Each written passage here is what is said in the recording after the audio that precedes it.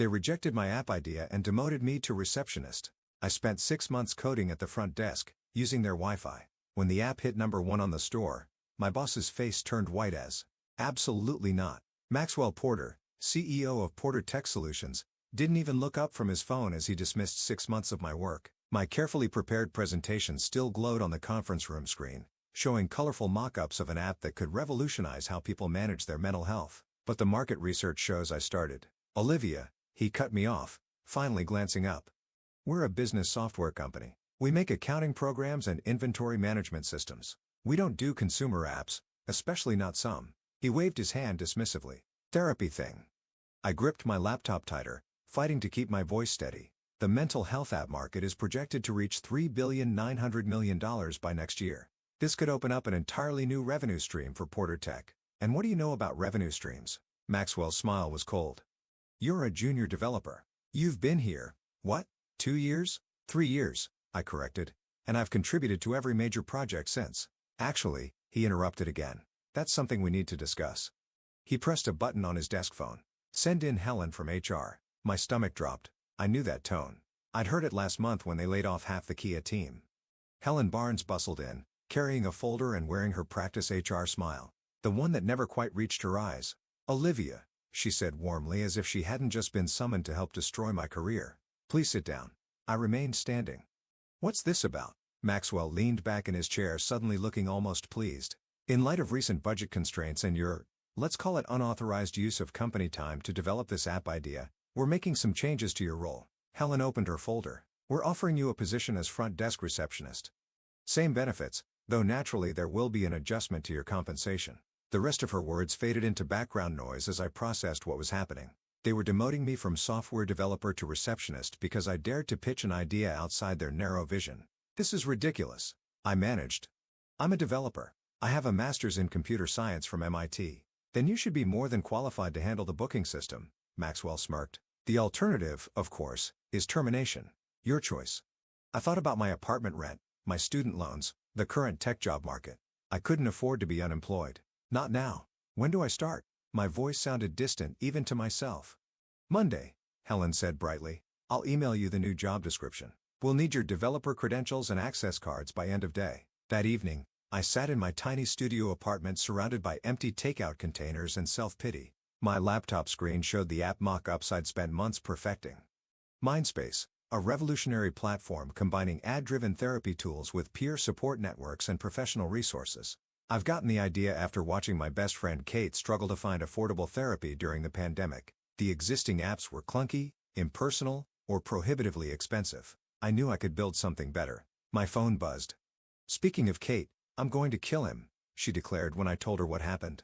"Actually, murder him with his own pretentious Italian leather shoes." I managed a weak laugh. "Pretty sure that won't help my career prospects. Neither will letting them demote you to receptionist." "You're brilliant, Live. Your app idea is brilliant. Don't let them." "I need the job, Kate," I sighed, looking at my sad bank balance, "at least for now." She was quiet for a moment. "So, what are you going to do?" I stared at my laptop screen at the mock-ups that had gotten me into this mess. Then I noticed something. The Porter Tech VPN was still connected. My developer access still active. They wouldn't disable it until tomorrow. "I'm going to build it anyway," I said slowly, an idea forming. "Build what? The app?" "Yes." I sat up straighter, energy returning. "They think putting me at the front desk will shut me up. Fine. I'll use their Wi-Fi, their electricity, their coffee. I'll build men's space right under their noses." "Live?" Kate sounded worried. "Is that legal?" "As long as I use my own equipment and don't touch any company code, perfectly legal. They can't stop me from working on personal projects during downtime." "But can you really build an entire app by yourself while working reception?" I thought about the coding workshops I've been running for local high school girls, teaching them the basics of app development. About Maria, the brightest student I ever mentored, who is now studying computer science because I showed her it was possible. "I won't be doing it alone," I replied. "I know exactly who to call." The next morning, before heading to Porter Tech to turn in my developer credentials, I made 3 important calls. First, to Maria, "How'd you like to get some real-world development experience?" Then to my college roommate, Jen, now a UX designer in Seattle. "Remember that app idea I told you about? I'm doing it. You in?" Finally, to my cousin David, a lawyer specializing in tech startups. "I need to make sure everything I'm about to do is completely legal. By Monday morning, when I took my place behind the reception desk at Porter Tech, I had a plan. My personal laptop was loaded with development tools. I had a secure cloud repository set up under a different email, and I had a team of talented people ready to work remotely. Maxwell walked past without acknowledging me, probably expecting to see me broken and defeated. Instead, I smiled pleasantly and answered the phone. Porter Tech Solutions. How may I direct your call? Between calls, I opened my laptop and began to code. The front desk turned out to be the perfect cover. No one pays attention to the receptionist. Executives would have entire conversations right in front of me about market trends, user acquisition strategies, app monetization, all valuable intelligence for my own project. I learned more about running a successful tech company in my first week as a receptionist than I had in 3 years as a developer. Maria proved to be an invaluable partner, her fresh perspective helping us avoid the bloat that plagued most corporate apps. We coded in the evenings over video chat, her enthusiasm reminding me why I fell in love with programming in the first place. Jen's design work was extraordinary, making the interface both beautiful and intuitive. She understood exactly what we were trying to achieve, an app that felt like talking to a supportive friend rather than a cold digital tool. The work wasn't easy. I answered phones and greeted visitors all day, then coded late into the night. My apartment became a command center of sticky notes and energy drink cans. I survived on cheap coffee and determination. But slowly, Mindspace began to take shape. 1 month into my demotion, I overheard Maxwell talking to the head of marketing about their struggling attempts to reach younger users. I made notes and adjusted our strategy accordingly. 2 months in, a board member complained about the company's outdated UI design. I sent screenshots to Jen, who incorporated the latest design trends into our app. 3 months in, I had a working prototype. The AI algorithms were learning. The peer support network was functioning. And our first round of beta testers recruited carefully from outside the tech industry were providing valuable feedback. I was exhausted but exhilarated. This was more than revenge now. This was about creating something that could genuinely help people. Then came the day that almost ruined everything. I was deep in code, fixing a bug in the notification system when a shadow fell across my desk. I looked up to find Helen from HR wearing that same practice smile. "Olivia, what are you working on?" I kept my face neutral, thinking every deity I could think of that my screen was angled away from her. "Just organizing my personal emails during lunch break." She nodded, but her eyes narrowed slightly. "Remember, all computer use must be related to your reception duties." "Of course," I smiled back. "I'll get right back to the visitor log." That night, I called an emergency team meeting. "We need to be more careful," I told Maria and Jen over video chat, "and we need to move faster. The longer this takes, the more chances they have to shut us down." "The core features are almost ready," Maria reported. "We could launch with those and add the advanced stuff later." Jen shared her screen showing our latest analytics. Betty user engagement is off the charts. "People love it. Live. They're already asking when they can share it with friends." I took a deep breath. Looking at the progress we've made, we were so close. We couldn't fail now. "Okay," I decided. "Let's set a launch date 1 month from today." As I ended the call, a notification popped up on my screen, an email from the App Store review team. Our initial submission had been approved. Mindspace was ready for release whenever we gave the word. I glanced at my Porter Tech employee badge at the photo taken 3 years ago when I still believed in the company's mission. In 1 month, everything would change. I just had to keep my cover for a little longer. With 1 month until launch, everything that could go wrong did. First, Porter Tech installed new monitoring software on their Wi-Fi network. I discovered this when Gary from it stopped by the front desk, wearing his usual friendly smile. "Just updating security protocols," he said, typing commands into his tablet. "Too many employees using company resources for personal projects." My heart nearly stopped. Had they discovered Mindspace? But Gary just winked at me. "Though I'm sure you're not doing anything like that. Right, Olivia?" I forced a laugh, mind racing. I'd need to route all development traffic through a secure VPN now, more carefully, more slowly. Time we didn't have. That evening, during our team video call, Maria had more bad news. "There's a bug in the peer support matching algorithm," she reported, sharing her screen to show lines of problematic code. "It's not properly filtering inappropriate content. If we launch like this, we'd be putting vulnerable users at risk." I finished rubbing my tired eyes. How long to fix it? At least 2 weeks of dedicated work. 2 weeks we didn't have, but we couldn't launch with broken safety features. Mindspace was meant to help people, not harm them. Then Jen spoke up, her voice hesitant. "There's something else. A new mental health app just launched called Mindbender." She sent us the link. My stomach dropped as I scrolled through their website. The interface was different, but the core concept was eerily similar to Mindspace. "How is this possible?" Maria asked. Did someone leak our idea?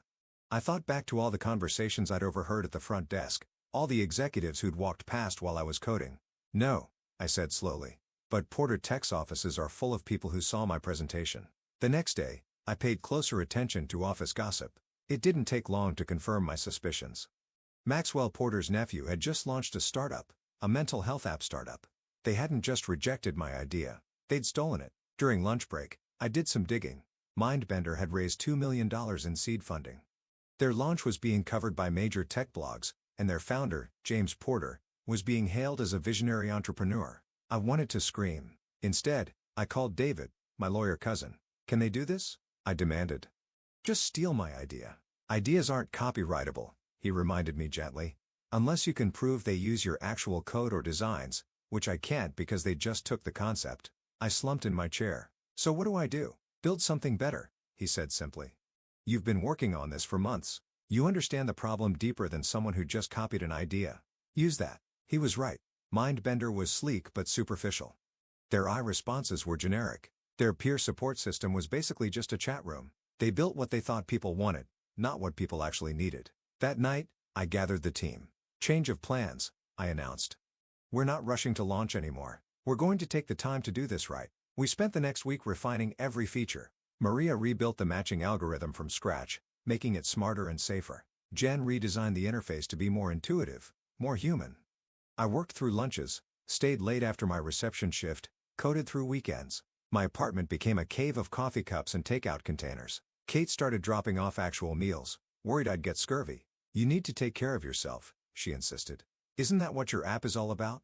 She had a point. So I started using MinSpace myself, testing each feature as we built it. The AI therapy tools helped me manage stress. The peer support network connected me with others building startups while working day jobs. Slowly, something unexpected happened. Watching Mindbender succeed stopped feeling like failure. Instead, it clarified our mission. We weren't just building an app anymore. We were building a community, but corporate espionage wasn't done with us yet. One morning, about 2 weeks before our new launch date, I arrived at work to find someone had been through my desk. Nothing was obviously missing, but things were slightly out of place. My laptop's position had shifted by a few inches. I checked the security footage from my phone's hidden camera installed after Helen's warning visit. At 3 a.m., a figure had entered the lobby using an executive key card. They'd spent 20 minutes going through my desk drawers. The image was grainy, but I recognized the way they moved. James Porter, the Mindbender founder, Maxwell's precious nephew. They were getting nervous. That night, I moved all our code to a new repository, changed every password, and activated two-factor authentication on everything. Then I did something risky. I left my work laptop in my desk drawer with a special surprise installed. Sure enough, the next night, James returned. This time, my hidden camera caught him copying files from my laptop onto a USB drive. What he didn't know was that the files were decoys, fragments of code that looked like MindSpace, but wouldn't actually work. And buried in those fragments was a digital signature, proof that he tried to steal our work insurance, just in case. But we still have bigger problems. The deadline was approaching, and our budget was running dangerously low. We've been funding everything ourselves. My savings, Jen's freelance work, Maria's tutoring money. Then came the investor call that changed everything. I was manning the front desk, trying to fix a bug in our notification system when a woman walked in. Early 50s, sharp suit, the kind of confident presence that made everyone else in the room sit straighter. I have an appointment with Maxwell Porter, she announced. I checked the calendar, Dr. Sarah Chen from Horizon Ventures. She nodded, and I felt my heart skip. Horizon Ventures was one of the biggest players in health tech investment.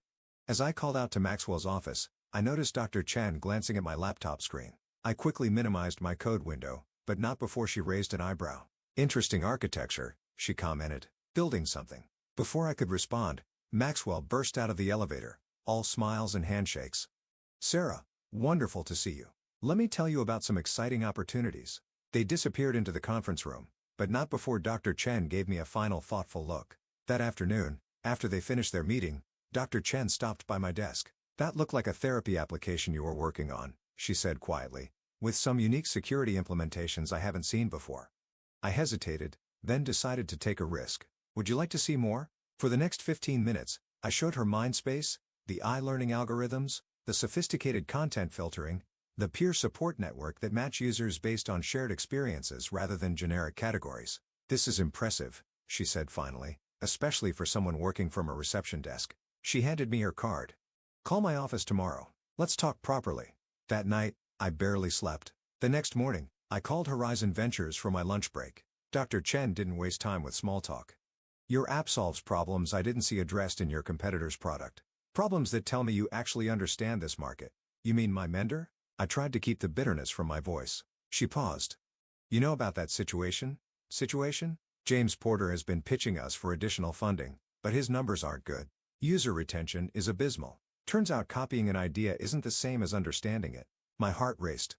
"Are you saying?" "I'm saying I'd like to discuss investment. Real investment in a team that knows what they're doing." I gripped the phone tighter. "Even though I'm just a receptionist." She laughed.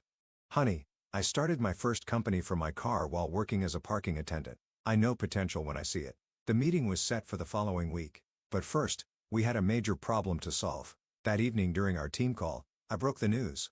"We can't take investment while I'm still working here. It's a conflict of interest, possibly even a legal issue." "So quit," Maria said, as if it was the simplest thing in the world, "and risk them coming after us legally, claiming I developed it on company time." "Actually," Jin interrupted, "I have an idea about that." Her plan was audacious, risky, and absolutely perfect. "It's going to take perfect timing," I warned. Maria grinned. "When has it ever stopped us?" We spent the next week preparing everything. Every detail had to be perfect because we weren't just launching an app anymore. We were setting a trap, and Maxwell Porter was about to walk right into it. The morning everything changed started like any other at Porter Tech's front desk. I answered calls, greeted visitors, and secretly checked our app's pre-launch metrics. MinSpace was ready. Our code was perfect, our security was ironclad, and our small army of beta testers was eager to spread the word. But timing would be everything. At exactly 9:15 a.m., right on schedule, James Porter stormed through the lobby, heading straight for his uncle's office. He didn't even glance at me, the invisible receptionist who had outsmarted him at every turn. I sent a quick text to Maria, "Showtime." 10 minutes later, my phone buzzed with notifications. MindBender's App Store rating was plummeting. Hundreds of one-star reviews appeared within minutes, all with the same complaint.